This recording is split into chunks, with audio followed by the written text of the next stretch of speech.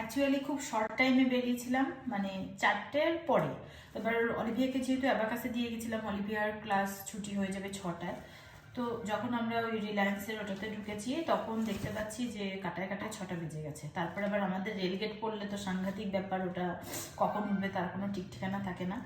দু রকমভাবে জিনিস এনেছি, কারণ আমার বাড়িতে তো আমিষ নিরামিষের খুব ছোঁয়াছেনার ব্যাপার, তো একসাথে সব জিনিস আনতে পারি না। যেহেতু টক দই ছিল এটার মধ্যে, তো এটার মধ্যে আর বাদ বাকি জিনিসগুলো স্টোর রুমে চলে গেছে।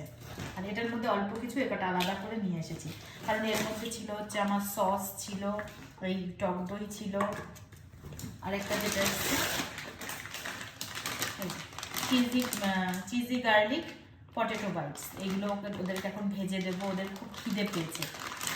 আরও যেগুলো যেগুলো এনেছি সেগুলো আলাদা করে নিয়ে এসেছি, এই 3টেকে আলাদা প্যাকেটে নিয়ে এসেছি, কারণ এগুলো ছোঁয়াচে না লাগলে কোনো ব্যাপার না। কিন্তু টক দই রয়েছে, টক দই আর টমেটো সস, আর ওইগুলো বাদ বাকিগুলো আলাদা সরিয়ে রেখেছি।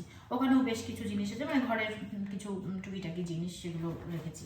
তো এটাকে এখন আমি ভেজে দেবো। অলিভিয়া তো দেখেছে, অলিভিয়া তো আমাদের সঙ্গে যায়নি, তা ও একটুখানি এটা দেখে ফেলেছে, দেখে বলছে এটা কখন ভেজে দেবে, তো এখনই এটা ভেজে দেবো।